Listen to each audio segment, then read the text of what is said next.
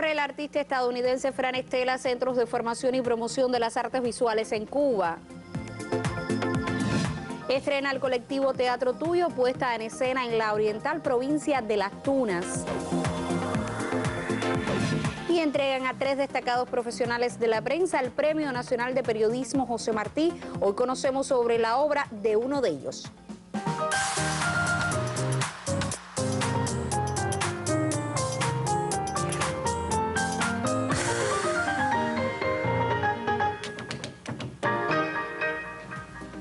Saludos desde La Habana, es viernes 11 de marzo de 2016 y abrimos la última emisión de la semana del noticiero cultural de la televisión cubana. El reconocido pintor y grabador estadounidense Fran Estela se encuentra en La Habana. Durante esta visita a Cuba ha sostenido encuentros en centros de formación y promoción de las artes visuales del país.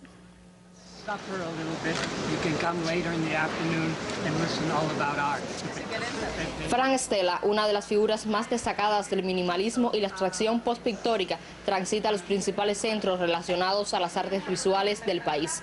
El artista llega a la isla sobre todo interesado en la formación de las futuras generaciones de creadores en este campo. San Alejandro, la Academia de Bellas Artes, tuvo el privilegio. Que San Alejandro haya podido ser anfitriona de Fran Estela, bueno, es un orgullo, ¿entiendes? Un orgullo que representa no solo para los alumnos, el claustro de profesores también, muchos artistas vinieron, críticos. Es un fenómeno cultural que muy puntual, muy con una importancia que se va a estar hablando de la visita y se le va a poder, desde el punto de vista docente, un poco ahondar más en la obra de él y en la obra de todo el arte contemporáneo. Un octogenario que figura entre los más importantes artistas de la abstracción geométrica y constructivista, con obras en las mayores colecciones de arte del mundo, incluyendo el MoMA, que recorre, comparte, aporta mano a mano el hacer de los más jóvenes, de los que empiezan por el camino del arte. Ha sido un patrón no solamente para la generación de los 80 que yo soy y de los 90, sino para todas las generaciones que van a venir y están por... Yo creo que más importante ha sido que los estudiantes directamente hayan enfrentado a un artista del cual ellos, muchos no conocían de vista, pero sí oían hablar de él. Hombre simple, que sus pinturas a relieve le convirtieron en un símbolo de las vanguardias norteamericanas para todos los tiempos. Artistas de los mejores cotizados en el mercado mundial, que insiste en ser solo un simple pintor. Intercambio con Cuba y sus jóvenes. Tanto no puede ser coincidencia. Diana Liz Hernández, Noticiero Cultural.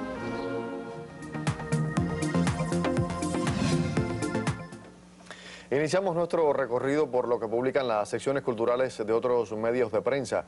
El portal de la cultura cubana Cubarte da a conocer que el joven Narciso Medina, alumno de la Escuela Nacional de Ballet de Cuba, Fernando Alonso, competirá en el Grand Prix de Nueva York. La maestra Ramona de Sá, directora de ese centro de estudios, explicó que Medina, quien fue invitado al evento por su probado virtuosismo en escena, concursará en la categoría de variaciones con una interpretación clásica y otra contemporánea. El joven de 17 años se graduará como bailarín profesional el próximo año. Sin embargo, durante su etapa de alumno ha brillado en otros certámenes como el concurso internacional para jóvenes estudiantes de ballet realizado en Cuba en 2014. El diario mexicano La Jornada se hace eco de que París tendrá la primera librería de Europa que permite al cliente imprimir en algunos minutos el libro que desea comprar. El centro que abrirá este sábado en la capital francesa tiene un robot impresor que se pondrá a disposición del público para imprimir los libros propuestos en algunos minutos. Los lectores podrán elegir entre millones de títulos de un máximo de 850 páginas, el límite superior de la máquina. Podrán consultar un catálogo antes de encargarlos y comprarlos al mismo precio que en otra librería. Este procedimiento ya se usa en varias universidades y en algunas librerías de Estados Unidos. Y por último, Prensa Latina informa que el pianista cubano Roberto Fonseca actuará el próximo 1 de abril en el Festival Internacional de Jazz de Ciudad del Cabo, considerado hoy el de mayor prestigio en su tipo en África subsahariana. Con 8 discos en solitario y más de una veintena en colaboraciones, Fonseca participará en la cita que tendrá por sede el Centro Internacional de Convenciones de la costera ciudad del suroeste de ese país y en la que también intervendrán otros 40 artistas a lo largo de 2 noches.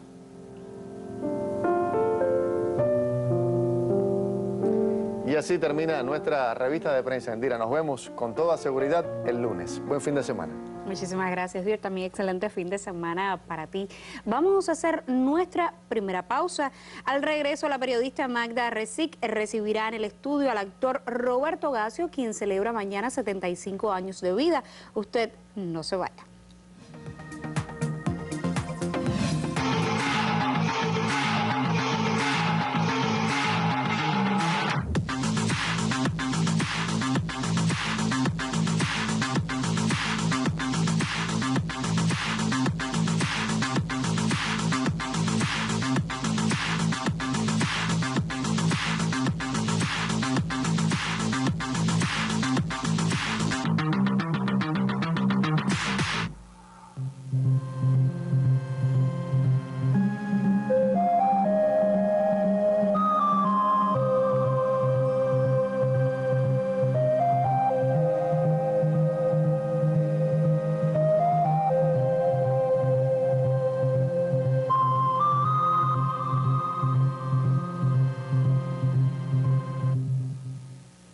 Del 1 al 20 de marzo, Guerrilla de Teatreros, un recorrido por las comunidades de la Sierra Maestra, con la participación de grupos invitados de otras provincias, dedicado al aniversario 25 de la guerrilla y al 90 cumpleaños de Fidel. Del 1 al 20 de marzo, Guerrilla de Teatreros. El Grupo Teatro Tuyo de Las Tunas mantiene en cartelera su más reciente estreno escénico. Desde ese oriental territorio recibimos el reporte. Un recorrido por la música cubana deviene la obra Superbanda Clown, último estreno del multipremiado Grupo Teatro Tuyo. La trama de la pieza conmina también a meditar sobre el respeto a la diversidad y a las múltiples maneras de ejercer el poder. Todo parte de la disyuntiva que supone el hecho de que el director de una orquesta falte a una presentación y su rol deba ser asumido por algún músico de su banda. Desde el dominio de la difícil técnica del lenguaje extraverbal, los miembros de Teatro Tuyo logran nuevamente hacer reír, conmover y motivar a la reflexión. La maestría en la gestualidad otra vez impacta en este canto al respeto a lo disímil, al deseo de servir entre quienes asumen determinada jerarquía y a la riqueza inmensa del patrimonio musical de nuestra tierra. Quitarse el sombrero ante este grupo que dignifica el arte del payaso es lo que se impone una vez que se ha apreciado Superbanda Clown. Bien con mayúsculas por el director Ernesto Parra y los actores y técnicos de Teatro Tuyo. En Las Tunas, Anivis Labarta, Noticiero Cultural. Lo anunciaba antes de la pausa, hoy la periodista Magda Rezic conversa en primera persona con un reconocido actor cubano.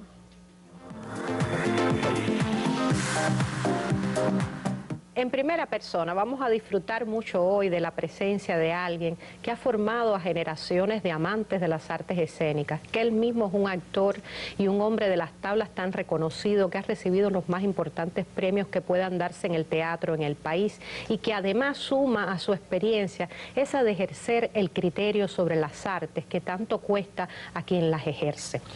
Hemos concertado la entrevista para hoy, pues precisamente mañana se cumplen 75 años del nacimiento de Roberto Gasio, a quien mucho agradezco que nos acompañe en el Noticiero Cultural. Bienvenido. El honrado soy yo con estar aquí. Bueno, pues para nosotros ha sido un placer infinito que usted nos acompañe, que celebremos de esta manera tan linda sus 75 años y poderle hacer algunas preguntas, algunas breves preguntas. Y la primera debe ser esta: las artes escénicas han sido su vida.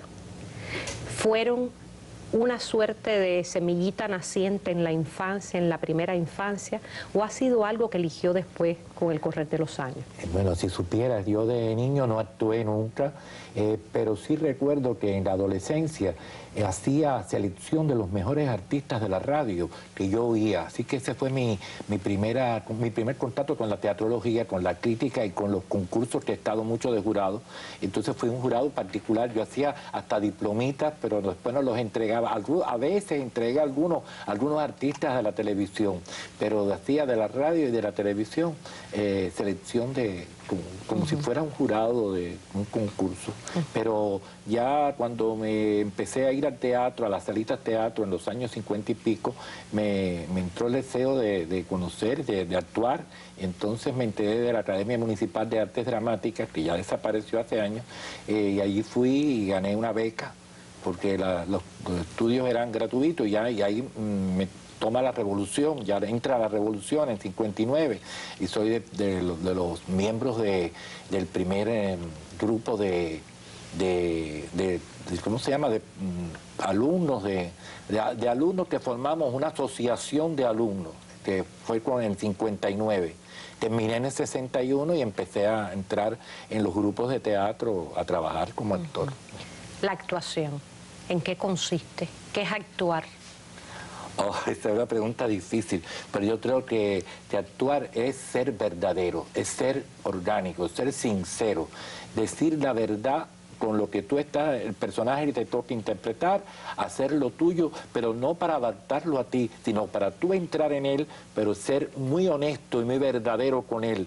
Y además creo que también requiere técnica no solo, sino también cultura, también teoría. Conocer la teoría no te hace actor, pero sí te ayuda a entender los procesos de la dramaturgia que tú vas a interpretar.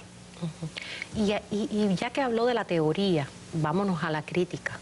¿Cómo es posible, cómo entrelaza, cómo se retroalimentan la crítica y el ejercicio de la actuación, el desarrollo de la actuación misma? Porque a veces ser juez y parte es doloroso y comprometido. Sí, es bastante difícil, pero eso entró mucho después de la actuación, porque yo estudié primero en la escuela de letras, estudié lengua y literatura hispánica, especialidad hispanoamericana, y después cuando se abrió el ISTA también fui del primer curso de trabajadores y me gradué de teatrólogo. Y fue mucho después, pero he tratado de conjugar ambas cosas. Y me gusta no solamente el trabajo de la crítica, me gusta mucho la crítica, pero también me interesa mucho la historia, recoger las figuras que ya no existieron, como hace poco que hice un trabajo sobre Violeta Casal, porque se va a cumplir el centenario de ella. Dejar memoria. Sí, dejar memoria. Eso me gusta mucho porque creo que es un poco mi obligación por tener tantos años dentro del sector, ¿no? Cuba, el teatro, su propia vida, ¿cómo los enlazaría? Bueno, yo soy de una etapa de transición, es decir, empecé en el 58 y yo he trabajado, conozco todo lo que la revolución ha hecho, he participado de todo lo que la revolución ha hecho en el teatro, en el desarrollo de las artes escénicas. Me siento una persona viva y participante, porque he sido participante de muchos procesos, de muchos tipos de teatro experimental, clásico, he estado en muchos grupos, con muchos directores, y recientemente estoy trabajando he trabajado con los novísimos, que son los dramaturgos más jóvenes. Trabajé durante 5 años con Raúl Martín, que fue un director que me inyectó mucha vida y me dio muchas armas nuevas, diferentes a las que yo aprendí hace tantos años. Entonces yo me siento un participante activo de la revolución teatral y del medio teatral, y mi vida ha sido el teatro, y he vivido para el teatro, y sobre todo todos los alumnos, por ejemplo, de LISA o de otras escuelas, también de sociología, de filología, que me piden ayuda, van a mi casa, yo les doy toda información a vida y por haber. Un defensor del teatro cubano, pero también usted es un defensor de la cubanía, de lo cubano. ¿Cómo lleva lo cubano Roberto Gasio? Bueno, lo cubano está tan dentro de uno que no hay que proponerse llevarlo, está con uno siempre. Bueno, hay personas que no tienen esa visión, pero yo me siento muy cubano, no he podido, estuve un año viviendo en México y conocí personas que por vivir en México venían hablando como mexicanos, jamás, seguía hablando como yo siempre hablé. Entonces esa especie de ridiculez que a veces persiste por ahí, no tiene nada que ver conmigo. Yo me siento muy cubano en todo mi pensamiento, en toda mi participación, en todos mis enfoques mis enfoques tanto ideológicos como artísticos, sociales. Defiendo el teatro cubano, a los dramaturgos cubanos y a los creadores cubanos, que creo que ha habido muchos muy buenos y que el teatro aportó mucho en una determinada época y creo que podrá seguir aportando en la medida de que surjan nuevas generaciones. Y uno de esos muchos que ha aportado y seguirá aportando es sin duda nuestro invitado de hoy, Roberto Gassio. Mañana son sus 75 años de vida y la mayoría de ellos, desde casi un bebé pequeño, han sido dedicados al desarrollo del teatro en Cuba, a la participación en el progreso de nuestras artes escénicas y a la defensa de esa memoria histórica, de esa tradición que construye y es casi la arquitectura del arte escénico en nuestro país. Muchas felicidades, maestro. Muchas gracias. Maestro de generaciones. Gracias por estar en el Noticiero Cultural. A ustedes les convido, como siempre, que se mantengan con nosotros. Muchísimas felicidades a Roberto Gassio en su cumpleaños 75. Vamos a hacer nuestra segunda pausa. Al regreso recibiremos al periodista Yuris Norido para cerrar el debate que hemos sostenido durante toda la semana en torno a la difusión de la música en los espacios públicos. Usted no se vaya, aún tenemos otras historias para compartir.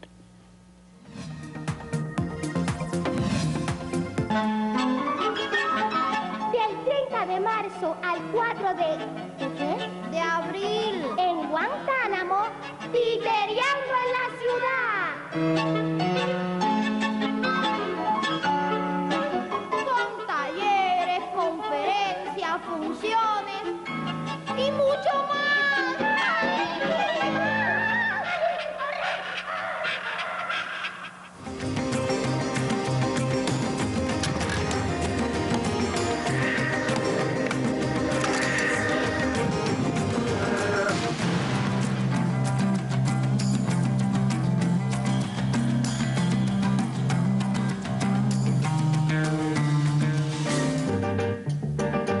Teclas Compás de Piano.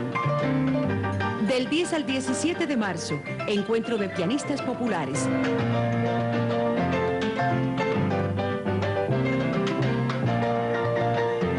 Cuarta edición del encuentro de pianistas populares, Teclas Compás de Piano.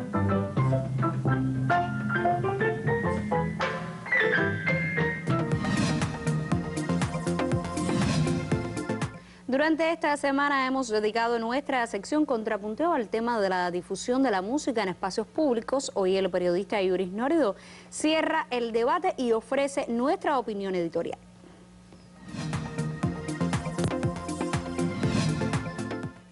Como era de esperarse, varias personas han escrito para pronunciarse sobre el tema.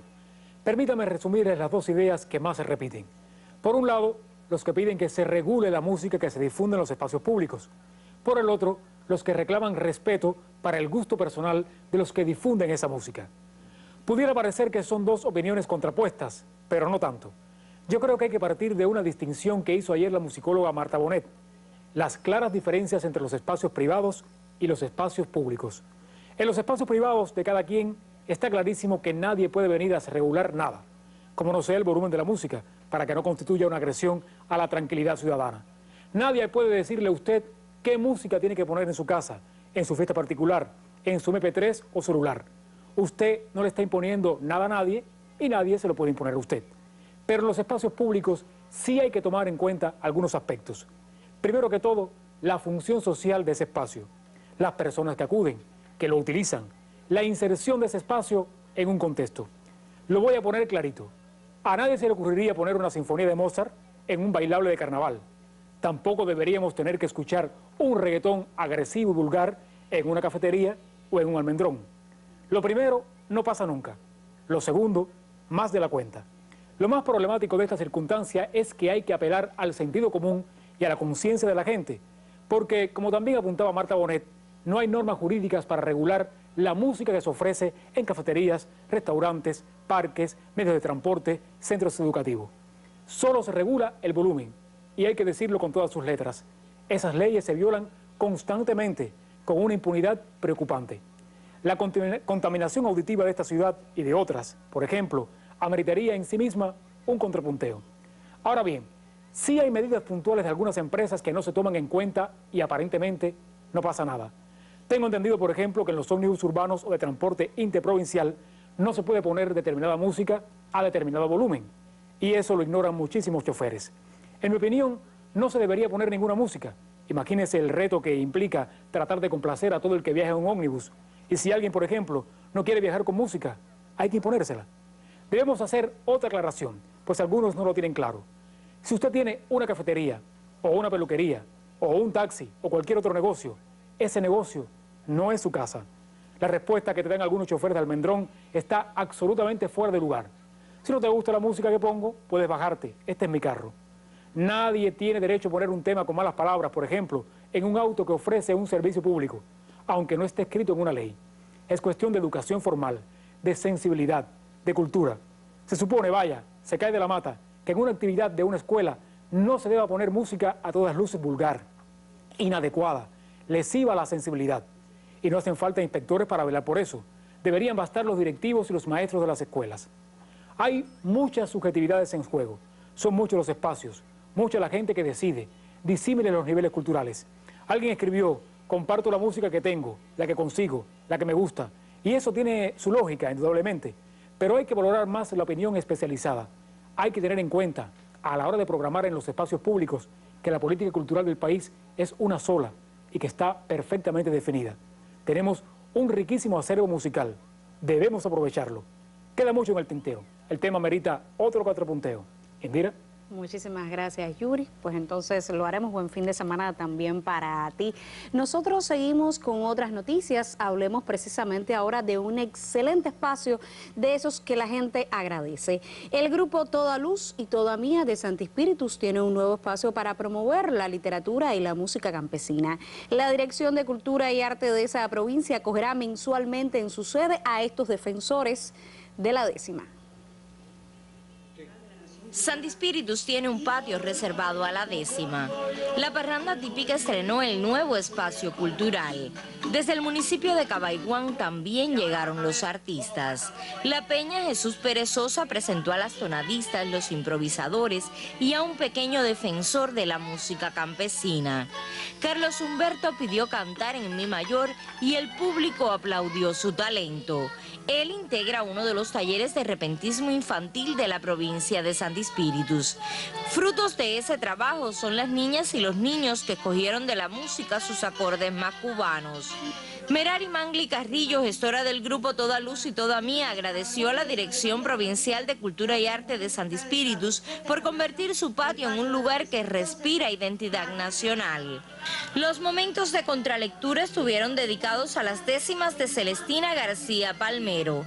El poeta Abel Amador logró que el verso escrito y el oral improvisado cohabitaran en una tarde de homenaje a las mujeres. El próximo mes, Toda Luz y Toda Mía volverá a repetirse, ahora en su nueva sede de la Dirección de Cultura y Arte de Santi Spíritus. Jenny Fleites, Noticiero Cultural. Por vez primera en la historia, el Premio Nacional de Periodismo José Martí fue compartido por 3 personalidades de la prensa cubana. El reconocimiento se entregó esta tarde a Susana Lee, del diario Granma, Luis Orlando Pantoja Beitía, de la emisora provincial de Villa Clara, y Pedro Méndez Suárez, director por más de 4 décadas del suplemento humorístico Melaito. Precisamente a la obra de este profesional nos acercamos al cierre de la emisión como homenaje de nuestro colectivo a los reconocidos y al Día de la Prensa Cubana. Dicen que la vida siempre nos premia y sabe dar, y también nos quita. Pero lo que no puede alguien es arrebatarnos el deseo de ser voluntariosos, perseverantes, amorosos y luchadores por una causa a la cual hemos elegido servir desde la honestidad del trabajo y de la propia vida. Esto sucede con Pedro Méndez, paradigma del humor gráfico villaclareño, y por qué no decir del humor cubano. Hombre de arraigada cubanía, pues viene del monte, del campo, y jacarandoso de pies a cabeza, porque la simpatía, la gracia, el chiste son atributos de su personalidad. Cuando su familia y todos supimos de su Premio Nacional de Periodismo José Martí, pensamos en este hombre que hoy puede pronunciar muy pocas palabras, como consecuencia de un infarto cerebral que tuvo en abril del 2012, y pensamos también en su corazón, remendado hace 18 años por excelentes médicos villaclareños. clareños. Pero nada, claro que pudo aguantar la emoción de este premio ansiado, esperado y merecido, porque muchos y sobrados méritos tiene para ello. Qué bueno, felicísimos todos. Una vez que ya se lo comuniqué a Pedro, que ella también estaba muy eufórica, todos muy contentos, se recibe una llamada de Pantoja, muy contento también, y dice, yo acabo de recibir la noticia de que soy Premio Nacional José Martí, pero si contento estoy porque lo he recibido, más contento estoy aún porque fue Pedro Méndez también quien de conjunto conmigo lo recibe. Algunos de sus colegas y amigos de Melaito asumen este premio como un hecho colectivo, porque años de convivencia y trabajo se convierten también en lazos de familia y de admiración por Pedro Méndez, que aún hoy sigue triunfando porque 3 acciones claves rigen su vida: voluntad, perseverancia y mucho amor. Viendo la tenacidad que tiene él en dibujar, en la situación que ha atravesado en su vida, y seguir dibujando y colaborando con nosotros ahora que está colaborando, es para nosotros un estímulo también de seguir sus pasos. Yo te pudiera decir inclusive que es mi mejor amigo que tengo en Cuba. Ha sido todo, ha sido el paradigma profesional mío, pero también ha sido el paradigma en la parte familiar. He aprendido con él cómo crear una familia, cómo aglutinar una familia y llevarla hasta el éxito. Y hemos estado siempre vinculados a esta familia, que es una familia de humoristas, aunque de oficio Pedro es el jefe, ¿no? Son humoristas. Pero una sonrisa de ellos ya convoca al humor y la casa se llena de alegría. Ahora, en la parte profesional, que también tiene un súper talento, creo que Pedro es de los más completos dibujantes con los que contamos en nuestro país. Pedro puede hacer una caricatura personal, Pedro puede hacer un chiste de carácter jocoso, como decimos, costumbrista, que es lo que caracteriza generalmente a Melaito, pero también puede hacer un chiste editorial genial, que se publica en Cuba, pero que a la vez se puede publicar a nivel global, por la trascendencia que tiene. Razones de salud hicieron que Pedro Méndez aprendiera a dibujar con la mano izquierda. Ilustra libros, participa en concursos y salones y hace hoy los bocetos de caricaturas de Lina de Feria y Martínez Furé, a quienes se dedica la feria del libro de este año. Pero también guarda con mucho amor la visita y el abrazo de Gerardo Hernández, quien estuvo en el Salón de Humor convocado por Melaito para celebrar así la culminación del mural y el cumpleaños de este suplemento. Proyectos fundados por Pedro Méndez, hoy Premio Nacional de Periodismo José Martí. Desde Villa Clara, Jorge Pimentel e Hilda Cárdenas Conyedo para el Noticiero Cultural. Punto final. En esta emisión del Noticiero Cultural de la Televisión Cubana le pusimos al tanto de la visita del artista estadounidense Fran Estela a nuestro país. Conoció sobre el estreno de Teatro Tuyo en Las Tunas y le pusimos al tanto de la entrega del Premio Nacional de Periodismo a 3 personalidades de la prensa cubana. Nosotros volveremos a encontrarnos el lunes para revisar juntos la actualidad del arte y la literatura en Cuba y otras regiones. Hasta entonces, saludos desde La Habana y un buen fin de semana.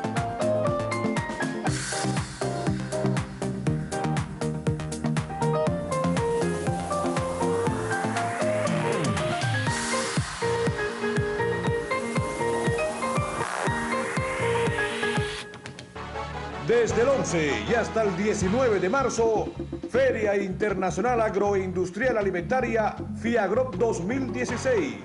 En el recinto ferial de Rancho Boyeros, feria comercial, exhibición, subasta y juzgamiento de animales, rodeo nacional e internacional, entre otras sorpresas. Feria Internacional Agroindustrial Alimentaria en su 19ª edición. Consejería Telefónica Antidroga. Anónima, gratuita, confidencial. 103. Apoyo emocional. Solución al problema. Toma de decisiones al alcance de tus manos. 103. Línea confidencial antidroga. Podemos ayudarte.